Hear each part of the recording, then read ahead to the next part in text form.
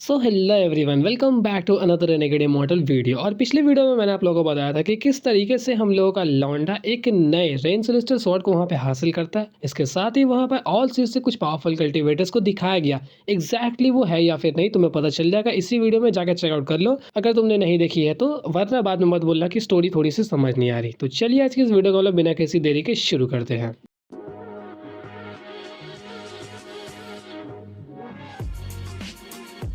ये दोनों celestial couple जब वहाँ पे थोड़ी और आगे की तरफ में बढ़ते अपने उस फ्लोटिंग क्लाउड को लेकर, तो वो लोग पहुंच जाते हैं फायर डीमन सिटी के एग्जिट के पास में। एक्चुअली में उस टाइड एबस के एग्जिट के पास में। वहाँ पर पहुंचने के बाद ये वांग वी ने देखा कि किस तरीके से कुछ रेस्ट्रिक्शंस क्रिएटेड है, एंड उसने यहाँ पर बोला इंटरेस्टिंग जॉनर, देखो यहाँ पे कुछ रेस्ट्रिक्शंस बनाया गया, मुझे लगता है कि वो कुछ ज़्यादा ही चालाक होगा। इस बात को सुनकर वहाँ पे वो जो औरत उसके साथ में थी वो थोड़ी सी ग्रेसफुल वॉइस में बोलती है कि इतने सारे रेस्ट्रिक्शंस तुम्हें इतनी जल्दी कभी भी इंप्रेस नहीं करते, ये काफ़ी चौंकने वाली बात है। इन रेस्ट्रिक्शंस को देखकर उस आदमी ने बोला कि ये जो रेस्ट्रिक्शंस है वो इतनी आसानी से क्रिएट नहीं हो सकते, क्योंकि एक तो ये एंशिएंट रेस्ट्रिक्शन टेक्निक है, इसके साथ ही इसके अंदर में सेलेस्टियल रेस्ट्रिक्शंस की थोड़ी सी हिंट भी नजर आती है। वहीं पर उस औरत ने बोला कि जिसने भी इस एंशिएंट रेस्ट्रिक्शंस को क्रिएट किया वो बहुत ज़्यादा स्किल्ड होगा। इसके साथ ही यहाँ पे वो जो सेलेस्टियल रेस्ट्रिक्शंस नजर आ रहे हैं वो थोड़े से रफ है। इससे हमें अंदाजा लग सकता है कि इस आदमी ने, जिसने भी इस चीज़ को क्रिएट किया, वो अभी अभी सेलेस्टियल रेस्ट्रिक्शंस को सीखा होगा।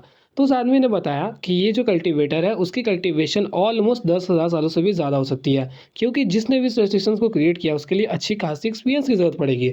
यहाँ पर उस औरत ने इसका जवाब देते हुए बोला कि ये हमेशा सच नहीं हो सकता, तुम मुझसे पर्सनली क्या मिले हो जिसने भी इस रेस्ट्रिक्शन को बनाया है? तो यहाँ पर वो आदमी हंसते हुए बोलता है, जॉनर, क्या तुम अपने पति को यहाँ पर छेड़ रही हो? क्या तुम मेरे साथ में एक बेट लगाना चाहोगी कि अगर इस आदमी ने, जिसने भी इस रेस्ट्रिक्शन को क्रिएट किया, कि वो 10,000 सालों तक कल्टीवेट किया है या फिर नहीं? अगर नहीं किया होगा तो मैं हार जाऊंगा। इस बात को सुनकर उस औरत ने बोला कि इतने छोटे से रेस्ट्रिक्शन से तुम्हारा ध्यान उस तरफ में कैसे जा सकता है? मैं बस यही सोच रही हूँ, क्योंकि तुम ऑलरेडी सभी के सभी सेलेस्टियल रेस्ट्रिक्शंस को पहचान लेते हो। तो उस आदमी ने यहाँ पर बोला कि तुम इस इशू को अवॉइड करने का ट्राई मत करो। मैं अच्छी तरीके से जानता हूँ कि सभी तरीके के रेस्ट्रिक्शंस किस तरीके से क्रिएट होते हैं, एंड मैंने इस चीज़ को भी गेस कर लिया है कि तुम ऑलरेडी उन रेस्ट्रिक्शंस के पार देख चुकी हो, जिस वजह से तुम्हें पता चल गया कि ये रफ है या फिर स्मूथली क्रिएट किया गया है। तुम एक बार इस रेस्ट्रिक्शंस को देखो। अगर कोई भी हमारे अलावा यहाँ पर आता, थोड़ा सा भी केयरलेस होता, तो वो आसानी से इन रेस्ट्रिक्शंस में फंस सकता था। और ये जो रेस्ट्रिक्शंस है वो किसी को मारने के लिए नहीं बनाया गया, क्योंकि इसके अंदर से थोड़ी सी भी किलिंग इंटेंट नहीं आ रही है। ये सिर्फ और सिर्फ लिंक्ड है उसके डिवाइन सेंस के साथ में, जिसने इसे बनाया होगा, कि अगर कोई भी इसके अंदर में एंटर करता है तो उसे आसानी से पता चल जाएगा कि कोई रेस्ट्रिक्शंस में फंस चुका है। इसके साथ ही उस आदमी ने बताया कि ये मेन पॉइंट नहीं है जिस वजह से मेरा ध्यान इस तरफ में चला गया, उस तरफ देखो। एंड इस दौरान वो एक छोटी सी घास की तरफ में पॉइंट कर रहा था।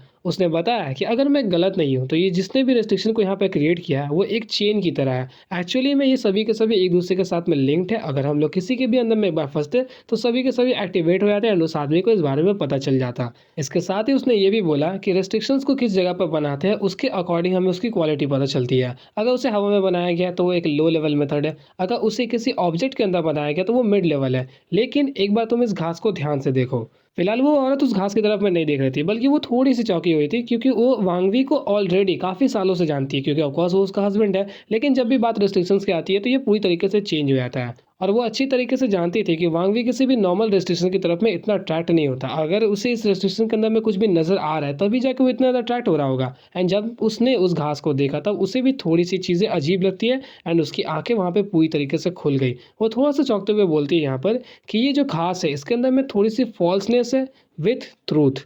तो इस बात को सुनकर वांगवी ने बताया, तुम बिल्कुल सही कह रही हो। ये जो ब्लेड है, यानी कि उस दौरान तक वांगवी ने उस घास को तोड़कर अपनी तरफ में फ्लोट कराता हुआ ला दिया। एंड वो बोलता है कि ये जो ब्लेड है वो एक्चुअली में पूरी तरीके से फेक है, एंड इसके अंदर में एक लिक्विड भी है जिसे हम लोग फेक मान सकते हैं। इसी दौरान उसने अपनी कुछ पावर्स का इस्तेमाल किया, जिसकी मदद से उसने उस घास के ऊपर में एक और लेयर को क्रिएट किया। एंड इसके बाद ही थोड़ी सी उस घास के अंदर में चेंजेस आती है, एंड वो पूरी तरीके से वहाँ पर गायब हो गया। गायब होने के बाद ही उसके अंदर से एक अलग टाइप का ही ग्रे कलर का ब्लेड निकला, जिसके बाद वो कंडेंस होकर बन जाता है एक तरीके का ब्लू लिक्विड। जिसके बाद उसने बोला कि यहाँ पे 1000 से भी ज़्यादा रेस्ट्रिक्शंस क्रिएटेड है, जो कि परफेक्टली एक दूसरे के साथ में लिंक्ड भी है। ये सभी के सभी रेस्ट्रिक्शंस एक लिक्विड का ड्रॉप का फॉर्म ले सकता है, जिसके बाद इसका स्ट्रक्चर पूरी तरीके से क्रिएट होगा। ये जो रेस्ट्रिक्शंस होते हैं वो काफ़ी ज़्यादा कॉमन होते हैं, लेकिन जितने ज़्यादा ही रेस्ट्रिक्शंस कॉमन होंगे उन्हें लिंक कर पाना भी उतना ज़्यादा ही मुश्किल होता है। इसी वजह से मैं यहाँ पे 100% श्योर हूँ कि जिसने भी इस रेस्ट्रिक्शन को यहाँ पे क्रिएट किया है, वो ऑलमोस्ट 10,000 सालों से तो कल्टीवेट कर ही रहा होगा इन रेस्ट्रिक्शंस को, तब जाके वो ऐसा बना सकता है। और तो और कोई कल्टीवेटर जिसने वेरियस लाइफ्स एंड डेथ को यहाँ पे एक्सपीरियंस किया है, तभी जाके वो इस तरीके के रेस्ट्रिक्शंस को क्रिएट कर सकता है, वरना ऐसा पॉसिबल ही नहीं है। अगर उसने 10,000 सालों तक यहाँ पे कल्टीवेट नहीं किया होता तो इस तरीके की एक्सपीरियंस उसे मिलती कहाँ से। तुम बस एक बार इसे देखो कि ये किस तरीके से बनाया गया है। जिसके बाद वो औरत यहाँ पे बोलती है कि ज़्यादा सोचने की ज़रूरत नहीं है, तुम मेरे साथ बेट लगाना चाहते थे ना, चलो बेट लगाते हैं। मैं गारंटी से बोल सकती हूँ कि जिसने भी इस रेस्ट्रिक्शन को क्रिएट किया वो 10,000 सालों तक नहीं कल्टीवेट किया होगा। इसके साथ ही वहाँ पे उस आदमी ने बोला ठीक है चलो देखते हैं। इसके साथ ही उसने बोला कि हम लोग बस यहीं पे बैठ के वेट करेंगे ग्रिड के अपीयर होने का। उसके साथ ही इस औरत ने बोला कि मैं बस देखना चाहती हूँ कि जब ग्रिड हम लोग को देखता है तब वो क्या करता है, वो हमारे खिलाफ जाएगा या फिर चुपचाप वो टोकन हमारे हवाले कर देगा। यहाँ पर उस आदमी ने बोला कि वो हमारे खिलाफ बिल्कुल भी नहीं जाने वाला। एंड इस दौरान वो थोड़े से भी गुस्से में नहीं था, बिल्कुल काम टोन में था, जैसे मतलब वो फूंक मार के उसे हरा देगा।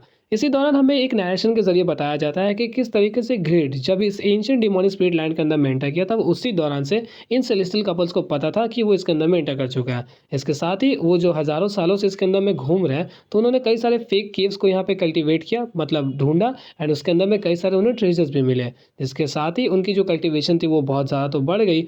और तो और ये जो वांगवी नाम का कल्टीवेटर देखता है, इसकी पावर्स भी बहुत ज़्यादा है। और तो और इसके पास में डिविनेशन है। डिविनेशन जिनको भी नहीं पता मैं बता दूं कि ये एक तरीके का प्रेडिक्शन टैलेंट होता है। मतलब तुम किसी भी चीज़ को प्रेडिक्ट कर सकते हो, कुछ सर्कमस्टेंसेस की वजह से कैलकुलेट कर सकते हो कि कोई चीज़ कहाँ पर हो सकती है, कैसे हो सकती है, या फिर फ्यूचर में क्या होने वाला है, जैसे कि हम लोग का ऑल सीर करता है। लेकिन ये ऑल सीर के मुकाबले थोड़ा सा इस मामले में वीक है।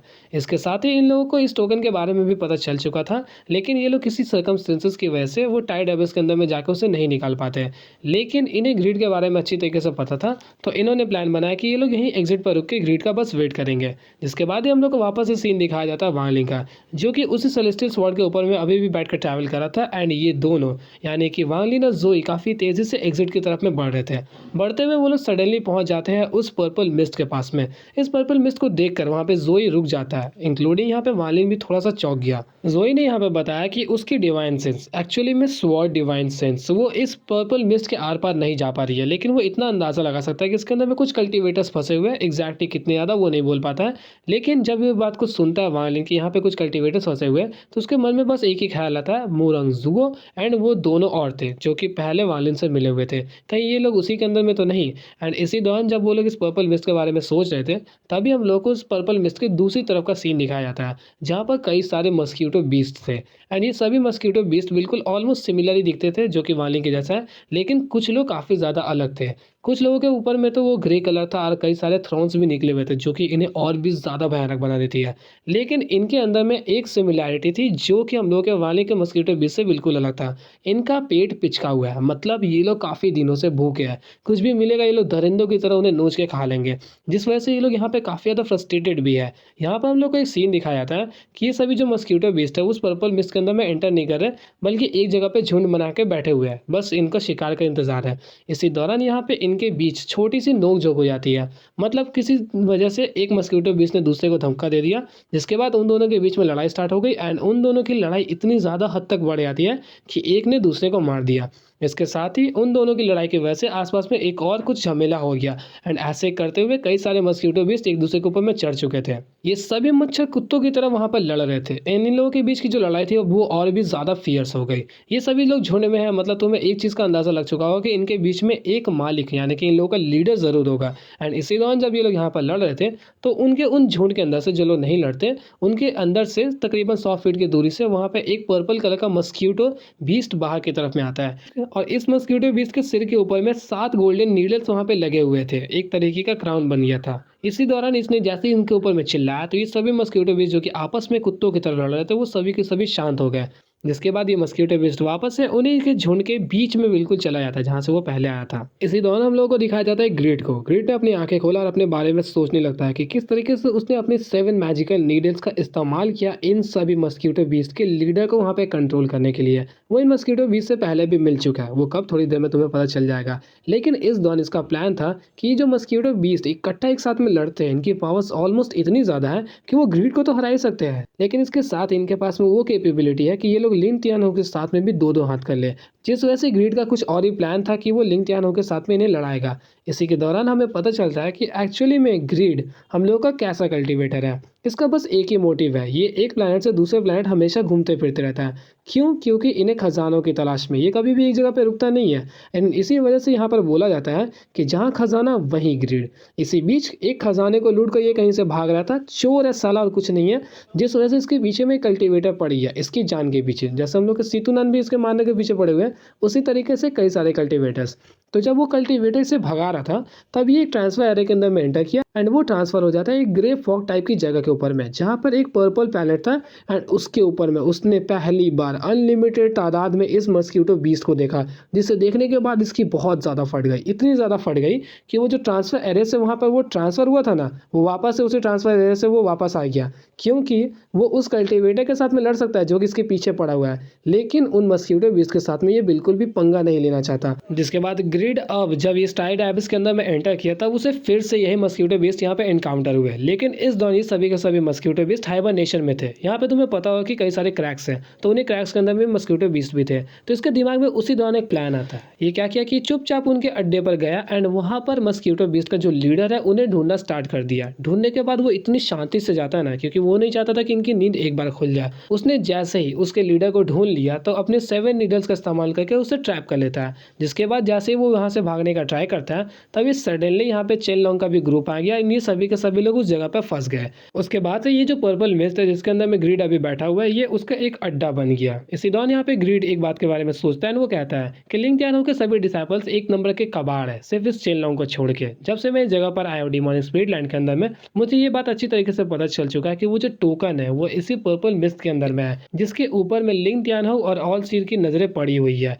यहाँ तक कि इस टोकन को थोड़ा सा अचीव कर पाना थोड़ी सी मुश्किल होती है। मेरे ऑब्जर्वेशंस के अकॉर्डिंग ऐसा लगता है कि इसीलिए किसी तरीके के सेक्रीफाइसेस को देना पड़ेगा। एंड इस दौरान ग्रीड जो था वो कुछ डिसाइपल्स की तरफ एक तिरछी हफ्सी नजरों से देखता है और देखते हुए फिर से बोलता है कि मुझे बस एक ही बात की चिंता है कि इन सभी मेरा मतलब नमूनों के बॉडी के अंदर में वो स्वॉर्ड एनर्जी है लिंग त्यानो की। वरना अगर वो यहाँ पर नहीं होता तो मैं इन सभी को हरा कर कैप्चर कर लिया होता और मौका मिलते इन सभी की बलि भी चढ़ा देता उस टोकन को पाने के लिए। इसी दौरान हमें वापस से वानलिन का सीन दिखाया जाता है, जहाँ पर वानलिन अभी उस पर्पल मिस्ट को ऑब्जर्व करने का ट्राई कर रहा था। तभी जोई वहाँ पर बताते हैं कि इसके अंदर में जो भी कल्टीवेटर्स है वो हमारे डिवाइन सेंस को यहाँ पे महसूस नहीं कर पाते, जिस वजह से वो लोग हमें एकदम पहचान भी नहीं पाएंगे। तो तुम्हें चिंता करने की जरूरत नहीं है। इसके साथ ही यहाँ पर वानलिन अभी थोड़ी सी एक अजीब सी फीलिंग आती है, जिस वजह से जब उसने अपने बैग ऑफ होल्डिंग्स के अंदर में अपने डिवाइन सेंस से झाँका, तो वहाँ पर मस्कीटो बीस्ट थोड़ा सा अनयूजुअल नजर आ रहा था। मतलब उसकी आंखें लाल थी, वो थोड़ा सा फियर्स टाइप का वहाँ पर नजर आने लगा। इसके बाद वानलिन ने जैसे अपने बैग ऑफ होल्डिंग्स के ऊपर में एक स्लैप मारा, तो वो मस्कीटो बीस्ट फटाक से बाहर आता है और बाहर आने के बाद वो 1 मिनट भी नहीं रुकता, बल्कि काफी तेजी से उस पर्पल मिस्ट की तरफ में बढ़ने लगा। इसके साथ ही वानलिन भी अपने सेलेस्टियल स्वॉर्ड से नीचे आ जाता है और काफी तेजी से उसका पीछा करने लगता है। लेकिन सडनली वो जो मस्कीटो बीस्ट था उस पर्पल मिस्ट के अंदर में एंटर कर गया, जिसके साथ ही वहाँ पे मस्कीटो बीस्ट को कुछ भी नहीं होता। इस चीज को देखकर वहाँ पे वानलिन काफी ज्यादा चौंक गया, क्योंकि पर्पल मिस्ट के अंदर में वानलिन को काफी ज्यादा इफेक्ट हो सकता था। एंड इस दौरान मस्कीटो बीस्ट के बारे में वो इतना नहीं सोच सकता। फिलहाल उसे इस जगह से जाने के बारे में सोचना पड़ेगा। एंड उसे ये बात अच्छी तरीके से पता थी कि मस्कीटो बीस्ट को अगर कुछ नहीं हो रहा तो वो इतनी जल्दी उसे कुछ होगा भी नहीं, जिस वजह से फिलहाल अभी इन माहौल पर फोकस करो। वालिन जैसे उस पर्पल मिस्ट के पास में रुकता है, तो जोई जल्दी से आकर उसे घेरने लगता है अपने डिवाइन सेंस की मदद से, ताकि कोई भी उसे जल्दी डिटेक्ट न कर पाए। इसके बाद ही वालिन उस पर्पल मिस्ट के बारे में सोचा था एंड वो सोचता है कि कितना ज़्यादा खतरा इसके अंदर में हो सकता है। तभी उसके माथे के ऊपर में उसके वो जो लाइफ सील्स थे वो चमकते हैं। एंड वालिन सोचता है कि अगर कुछ भी लाइफ एंड डेथ सिचुएशन यहाँ पे क्रिएट हुई तो वो कभी भी इन सभी लाइफ सील्स को इस्तेमाल करने में हिचकिचाएगा नहीं। इसी दौरान हम लोग को जो ग्रिड का सीन दिखाया था कि उसने यहाँ पे वालिन के अपीयरेंस को अभी तक महसूस नहीं किया था। और तुम लोग सोच रहे हो कि अगर इतने पास में वो फिर भी क्यों नहीं कर पा रहा, क्योंकि पिछली बार जब वहाँ पे लिंग त्यानो के स्वॉर्ड एंडिंग के साथ में लड़ाई होती है तब वहाँ पे रिपेल्स क्रिएट हुए थे, जिस वजह से वालिन के बारे में यहाँ पे इससे पता चल जाता है। लेकिन फिलहाल वालिन काफ़ी ज़्यादा यहाँ पे अपने डिवाइन सेंस को छुपा के रखा है, जिस वजह से ग्रिड को अभी तक कुछ भी नहीं पता। इसी दौरान यहाँ पे जोई ने अपने डिवाइन सेंस को भेजकर वालिन से बात किया। हाँ, ये लोग यहाँ पे फिजिकली मुंह चला के बात नहीं कर रहे। उसने अपने डिवाइन सेंस से बताया कि इस मिस्ट के अंदर में उसे टोटल 6 लोग नज़र आ रहे हैं। एंड वहाँ पे वो जो 6 लोग हैं उनमें से 5 कल्टीवेटर्स की जो ड्रेस है वो बिल्कुल एक है, लेकिन एक कल्टीवेटर की सबसे अलग है। वालिन ने जैसे इस बात को सुना तो वो वहाँ पे काफ़ी ज़्यादा चौंक जाता है एंड उसने बोला 6 लोग? तो ज़ोई इस पर रिएक्ट करते हुए बोलता है कि मैं अपनी डिवाइन सेंस की मदद से तुम्हें उन्हें एक बार देखने का मौका दे सकता हूँ। जिसके साथ ही यहाँ पे ज़ोई की जो डिवाइन सेंस थी वो वान लिन के अंदर पहुंची एंड वो वहाँ पे स्प्रेड होना स्टार्ट हो जाती है। जिसके साथ ही वान लिन साफ साफ वहाँ पे देख सकता है कि वहाँ पे 5 कल्टिवेटर्स थे, उनके साथ ही एक और कल्टिवेटर जो कि बीच में बैठा हुआ था। एंड जैसे ही उनकी डिवाइन सेंस उस जगह पर पहुँचती है तो वो जो कल्टिवेटर बैठा हुआ था वो अपनी आंखें खोलता है, तेज़ी से चिल्लाता है। ये इतनी तेज़ी से यहाँ पर चिल्लाता है कि वान लिन यहाँ पे रिएक्ट करते हुए बोल पड़ता है, ये तो ग्रीड है। इसके साथ ही वो जो कल्टीवेटर चिल्लाया वो हम लोग का ग्रीड था। एंड उसके चिल्लाने के साथ ही चेंग लोंग उसके पास में जो भी डिसाइपल्स थे वो सभी काफ़ी ज़्यादा एक्टिव हो जाते हैं। लेकिन वो थोड़े से भी पैनिक नहीं होते हैं, बल्कि वो उल्टा खुश हो जाते हैं। पता नहीं क्यों, शायद से उन्हें और भी कल्टीवेटर्स दिख गए इस वजह से, क्योंकि वो लोग ऑलरेडी वहाँ पे 100 सालों से फंसे हुए हैं। कोई कल्टीवेटर दिख जाना मतलब उनके लिए एक वरदान से कम नहीं है। इसी वजह से वो लोग शायद यहाँ पे खुश हो गए होंगे। इसी के साथ ही ग्रीड भी यहाँ पे पूरी तरीके से एक्टिव हो चुका था एंड उसने अपने बैग ऑफ होल्डिंग्स के अंदर से एक मैजिकल ट्रेजर को निकाला, बस स्टार्ट ही किया था। लेकिन सडनली वो रुक जाता है, क्योंकि अभी जिस डिवाइन सेंस को उसने यहाँ पे महसूस किया वो टोटल 2 लोगों की थी। एक ऐसे कल्टीवेटर की जो कि अर्ली एक्सीडेंट पर है, और जो दूसरा कल्टीवेटर था वो थोड़ा सा मिस्टीरियस था, क्योंकि उसकी पावर्स ग्रीड को महसूस होती है कि वो बहुत ज़्यादा ही है। मतलब कुछ ऐसे कि जहाँ पे ग्रीड बिल्कुल भी बैटल नहीं कर सकता। जिसके साथ ही हमें पता चला कि ग्रिड की जो कल्टीवेशन थी एक्चुअली में वो इल्यूजनरी यिंग रीम के अंदर में था। वो था, लेकिन अभी उसकी जो कल्टीवेशन है वो ऑलमोस्ट लेट एसिडेंट लेवल पर आ चुकी है। हालांकि ये चीज़ हम लोग को यहाँ पे डिस्क्राइब मिलती है कि अगर कोई भी कल्टीवेशन इल्यूजनरी यिंग या फिर कॉर्पोरियल यांग रिंग के अंदर में होगा तो उसकी कल्टीवेशन अगर एक बार ड्रॉप हो जाती है ना, तो उसे वापस से अचीव करने में उससे काफ़ी ज़्यादा टाइम लग जाता है। इंक्लूडिंग उस लेवल के अंदर में जाने के लिए जितना टाइम लगा था उससे भी थोड़ा ज़्यादा लग सकता है। ऐसा मत समझो कि हम लोग के सीतुनान की पावर्स जो है वो बहुत ज़्यादा एक्सट्रीमली अलग है, जिस वजह से उसने जल्द से जल्द अपनी कल्टीवेशन को रिकवर कर लिया। एक्चुअली में उसकी कल्टीवेशन रिकवर होने के पीछे एक मेजर रीज़न था, वो था हेवन डिफाइंग बीड। उसकी जो सोल थी वो उसके अंदर की एक मिस्टीरियस पावर से हमेशा नरिश होती रहती है, जिस वजह से उसकी कल्टीवेशन थोड़ी तेज़ी से रिकवर हुई। एंड यहाँ पर हम लोग का जो ग्रीड है उसकी हालत इतनी ख़राब है कि वो लेट एसिडेंट पर ही अटक गया। लेकिन एक लेट एसिडेंट पर होने के बावजूद भी इसके साथ में कोई भी इल्यूजनरी यिंग रिम का कल्टीवेटर भी नहीं लड़ सकता, क्योंकि ये हज़ारों सालों से जो यहाँ पर लात खाकर मुक्के खाकर इतने सारे जो उसने ट्रेजर्स को कलेक्ट किया है वो कहीं ना कहीं तो काम आएंगे। एक्चुअली में लेड एक्सीडेंट होने के बावजूद भी इनके ट्रेजर्स की मदद से एक इल्यूजनरी यिंग रिम का भी कल्टीवेटर इससे नहीं हरा सकता। इसी दौरान हम लोग को वापस से जोई और वालिन का सीन दिखाया था एंड जोई ने काफ़ी तेज़ी से अपने डिवाइन सेंस को वापस बुला लिया था। यहाँ पर वालिन बताता है कि वो जो 5 कल्टीवेटर्स है वो दालुओ स्वॉर्ड सेट के डिसाइपल्स हैं एंड उसके साथ में वो जो कल्टीवेटर है वो ग्रीड है। यहाँ पर दालुओ स्वॉर्ड सेट का नाम सुन के जोई एक टाइम के लिए पहचान लेता है कि वो लोग कौन है, लेकिन इस ग्रीड के बारे में वालिन ने ज़्यादा कुछ नहीं बताया। इसी के साथ ही यहाँ पर वालिन ने जोई को बताया कि क्या आपने एक चीज़ को नोटिस किया कि जब हम लोग का डिवाइन सेंस वहाँ से वापस आता है तो ये सभी कल्टीवेटर्स हमें देख के चौंकते नहीं हैं, बल्कि एक्चुअली में खुश होते हैं। एंड यहाँ पर मुझे लगता है कि इनके बीच में कुछ गड़बड़ है। जहाँ तक मैं सही सही बताऊँ तो इन सभी कल्टीवेटर्स की कल्टीवेशन उतनी ज़्यादा नहीं है, लेकिन एक कल्टीवेटर जो कि मुझे बहुत ज़्यादा कनिंग लगता है उसकी कल्टीवेशन ऑलमोस्ट अर्ली एक्सीडेंट पर होगी एंड वो हमें देख के इसलिए नहीं चौंकता एंड उल्टा खुश हो जाता है, क्योंकि वो अपने इस एक्सप्रेशन के ज़रिए दर्शाना चाहता था कि वो ग्रीड के साथ में नहीं है, मतलब वो हमसे हेल्प मांग रहे हैं। हेल्प मांगने के पीछे इनके पास में कुछ सेवरल रीजंस हो सकते हैं, लेकिन मेरे एस्टिमेट के अकॉर्डिंग मैं 80% श्योर हूँ कि वो लोग इस जगह पे फंस चुके हैं एंड उन्हें हेल्प की ज़रूरत है। इसके अलावा अगर कुछ और हुआ तो उस बारे में मैं एस्टिमेट नहीं लगा सकता। और जब जोई ने वालिन की इन बातों को सुना तो यहाँ पे वो थोड़ा सा चौंक जाता है एंड वो देख पाता है कि आखिर वालिन का असल आतंक है क्या। वो है उसका माइंड। एंड ये बात मैं हमेशा से कहता आ रहा हूँ कि वालिन ना तो एक स्मार्ट कल्टीवेटर है, ना तो वो सबसे ज़्यादा एक्स्ट्रा ऑर्डिनरी है, ना तो उसके पास में किसी भी तरीके के एक होता है ना कि वरदान है जिस वजह से उसकी कल्टीवेशन बढ़ती है। उसके पास में एक ही चीज़ है, वो है उसका कमीना दिमाग, जिस वजह से वो किसी भी चीज़ को अचीव कर लेता है। एंड इस चीज़ को यहाँ पे जोई ने भी नोटिस किया। वो देखता है कि वो पास्ट के दौरान किस तरीके से वीक था एंड जोई ने उसे एक टाइम के लिए अंडर एस्टिमेट भी किया था, लेकिन जोई ने जब उसे एसिडेंट क्रिस्टल दिया तो उसकी मदद से वालिन ने इतने हज़ारों सालों तक कल्टीवेट करके लाइफ एंड डेथ ट्रायल को पास किया एंड खुद अब एसिडेंट बन चुका है। इन सभी चीज़ों के बाद जोई अच्छी तरीके से समझ सकता है कि वालिन का असली जो पावर है वो उसका दिमाग है, वो कुछ और नहीं है। इसी के साथ आज की इस वीडियो को हम लोग यहीं पे एंड करते हैं। आई होप कि आप लोगों को वीडियो अच्छी लगी होगी, और अगर अच्छी लगी है तो इसके लिए एक लाइक तो बनता ही है।